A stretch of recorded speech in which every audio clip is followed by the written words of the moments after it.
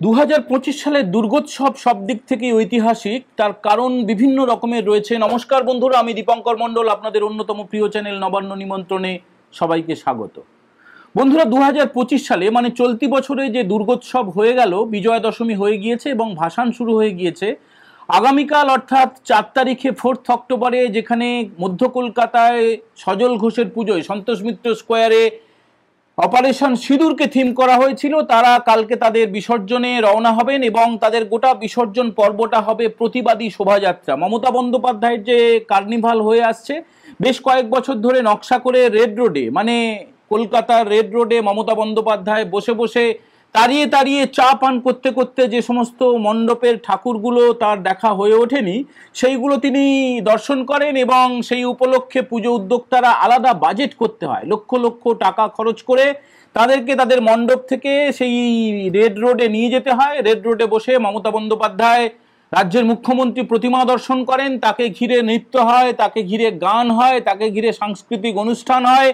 একে একে মণ্ডপের প্রতিমাগুলো তার সামনে দিয়ে যায়, অর্থাৎ মুখ্যমন্ত্রীর সামনে দিয়ে যায় এবং তারা গিয়ে গঙ্গায় অর্থাৎ বাবুঘাটে গিয়ে বিসর্জন হয়। এই পদ্ধতিটা বেশ কয়েক বছর ধরে মমতা বন্দ্যোপাধ্যায় চালু করেছেন, কিন্তু তাকে এভাবে টক্কর এর আগে পর্যন্ত কেউ দেয়নি। 2026 সালের বিধানসভা নির্বাচনের আগে, রাজনৈতিক মহাযুদ্ধের আগে, এবং সেই অনেকে বলছেন মমতা বন্দ্যোপাধ্যায়ের পা নাকি কাঁপছে, ভয়ে, আতঙ্কে, অবসাদে, বিষণ্ণতায় তার পা কাঁপছে, তার ক্ষমতা চলে যাওয়ার ভয়ে তিনি বিষণ্ণ হয়ে পড়েছেন, এমনটা রাজনৈতিক মহল মনে করছে। এবং তার আগে এটাই শেষবারের দুর্গোৎসব এবং আপনারা সবাই জানেন যে মহালয়ার আগে থেকে তিনি যে যাত্রা শুরু করেছিলেন মণ্ডপ উদ্বোধনের, প্রতিমা দর্শনের, সেখানে কোথাও কোথাও তিনি হিজাব পরেছেন। আবার দেখা গেছে পুজো চলাকালীন আমরা দেখেছি মুর্শিদাবাদের ফারাক্কায় মণ্ডপের ভেতরে আজানের কর্মসূচি দেওয়া হয়েছে। মমতা বন্দ্যোপাধ্যায় মহানবমীর দিনে কালীঘাটে প্রতিমা দর্শন করতে গিয়ে নিজের এঁটো ছুড়ে দিচ্ছেন মা কালীর গায়ে। সমস্ত দিক খতিয়ে দেখলে তো এবারের পুজো অবশ্যই অন্যরকম এবং ঐতিহাসিক, এবং প্রতিবাদের এই কারণে যেদিন মহালয়ার আগে মমতা বন্দ্যোপাধ্যায় এইভাবে হিজাবের মতো করে ঘোমটা পরে হাতিবাগান সর্বজনীন টালা প্রত্যয় আর বিভিন্ন রকমের পুজো উদ্বোধন করলেন, তার ঠিক অব্যবহিত পরেই কলকাতায় যে মহাবৃষ্টি হলো, যেভাবে নিম্নচাপের জেরে ঘন্টার পর ঘন্টা বৃষ্টি হলো, যার জেরে গলা পর্যন্ত জল জমে গেল, 10 দিন লেগেছে সেই জল নামতে, এবং আমাদের এই শহরের, এই দেশের সহনাগরিকরা 12 জন নিরপরাধ মানুষ, নিরপরাধ ভারতীয়, তারা প্রাণ হারালেন। সেই প্রাণের হারানোর পরে মমতা বন্দ্যোপাধ্যায়ের তরফে দোষারোপের পালা চলল, সিএসসিকে তিনি দোষ দিলেন। সিএসসি পরিষ্কার জানিয়ে দিল যে পুরোপুরি দায়িত্ব তাদের নয়, কলকাতা পুরসভার একটা বড় অংশের দায়িত্ব রয়েছে, যে ইলেকট্রিকের পোলগুলো রয়েছে সেগুলোকে দেখভাল করার।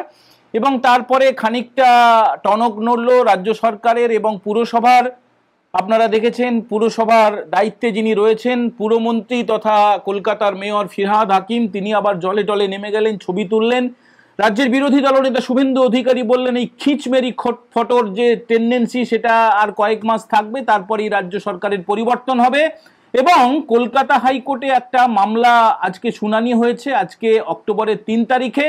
সেখানে সেই মামলাকারীরা খোলা হাওয়া নামের একটি সাংস্কৃতিক সংগঠন, যেটা বিজেপির অন্যতম গণসংগঠন বলে অনেকে দাবি করেন, এই সংগঠনের মুখ্য উপদেষ্টা হচ্ছেন রাজ্যের বিরোধী দলনেতা শুভেন্দু অধিকারী। তিনি কলকাতা হাইকোর্টে আবেদন করেছিলেন যে 5 তারিখ যেদিন মমতা বন্দ্যোপাধ্যায়ের ওই নকশার কার্নিভাল হবে, যখন তার এই 1,10,000 টাকা করে পাওয়া পুজোগুলো তারা সেখানে সাংস্কৃতিক অনুষ্ঠান করবে, নৃত্য পরিবেশন করবে, মুখ্যমন্ত্রী পরিদর্শন করবেন, উহু আহা করবেন, এবং এবারে আবার বলা হয়েছে প্রত্যেককে শঙ্খধ্বনি করার জন্য, সেই দিন তিনি কলেজ স্কোয়ার থেকে ধর্মতলা পর্যন্ত একটা শোক মিছিল করতে চান। কিসের শোক মিছিল?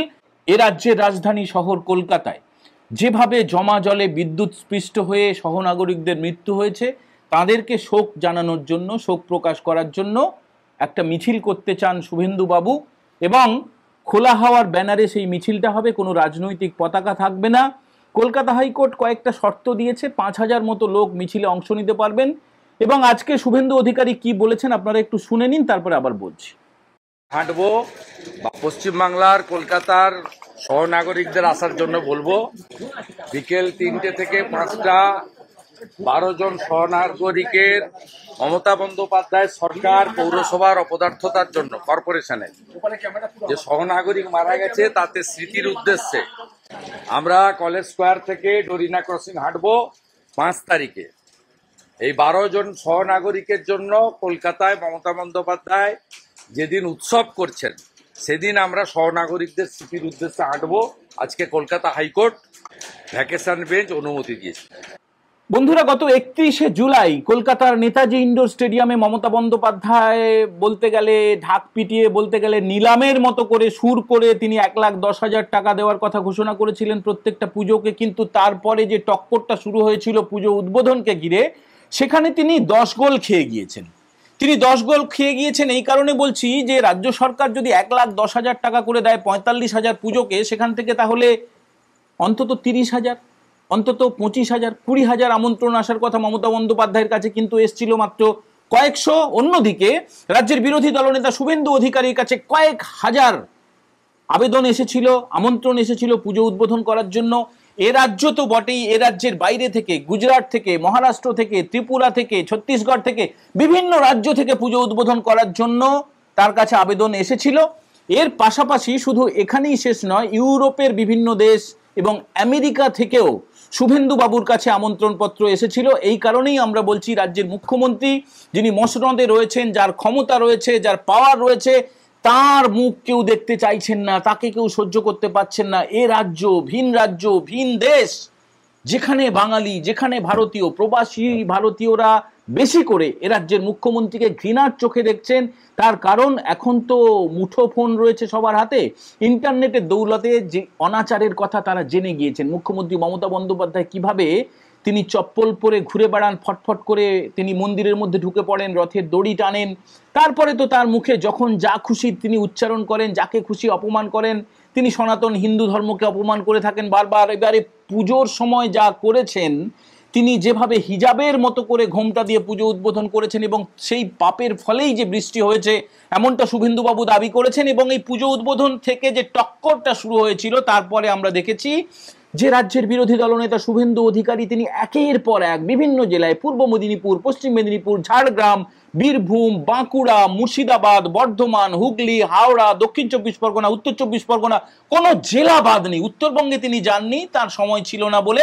দক্ষিণবঙ্গের প্রত্যেকটি জেলা তিনি চষে বেরিয়েছেন এবং পুজো উদ্বোধনের পাশাপাশি তিনি চেষ্টা করেছেন যে পুজো শুরু হওয়ার পরে বিভিন্ন জেলায় জেলায় গিয়ে, কলকাতা তো আছেই, বিভিন্ন জেলায় জেলায় গিয়ে নেতাদের পুজোয়, বিভিন্ন ক্লাবের পুজোয় তিনি অংশ নিয়েছেন এবং অঞ্জলিও দিয়েছেন। এবং তার মাঝে আমরা কি ছবি দেখলাম, রাজ্যের মুখ্যমন্ত্রী মমতা বন্দ্যোপাধ্যায় কালীঘাটের মন্দিরে পুজো দিতে গিয়ে এঁটো ছুঁড়ে দিলেন মা কালীকে।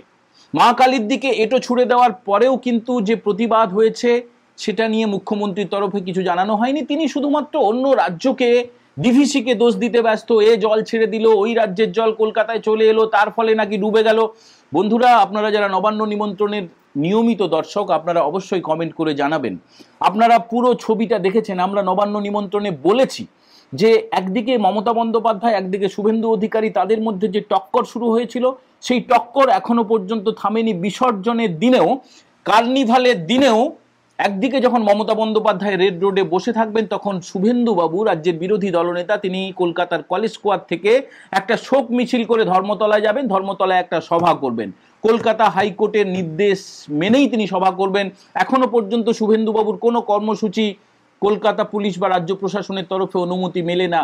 প্রায় শখানেক অনুমতি নিয়ে তাকে বেশ কিছু রাজনৈতিক কর্মসূচি করতে হয়েছে, এবারও করতে হবে। আগামী 5 তারিখের জন্য অপেক্ষা করুন। অন্যদিকে কলকাতার সন্তোষ মিত্র স্কোয়ারে অপারেশন সিঁদুরের যে থিম হয়েছিল সেটাকে বন্ধ করার একটা চক্রান্ত হয়েছিল, এমনটা অভিযোগ বারবার করেছেন পুজো উদ্যোক্তারা। সজল ঘোষ জানিয়ে দিয়েছেন, সন্তোষ মিত্র স্কোয়ারের যিনি অন্যতম মূল উদ্যোক্তা, কলকাতা পুরসভার বিজেপির কাউন্সিলর, তিনি যেটা জানিয়েছেন যে এই যে সহনাগরিকদের মৃত্যু, বিভিন্ন রকমের দুর্নীতি, চাকরি চলে যাওয়া, তার প্রতিবাদে তারা বিসর্জনের দিন তারা একদম ওই সন্তোষ মিত্র স্কোয়ার থেকে বেরিয়ে গঙ্গা পর্যন্ত একটা প্রতিবাদ মিছিল করবেন এবং এই প্রতিবাদ মিছিলে সবাইকে সামিল হওয়ার জন্য আবেদন করেছেন সজলবাবু।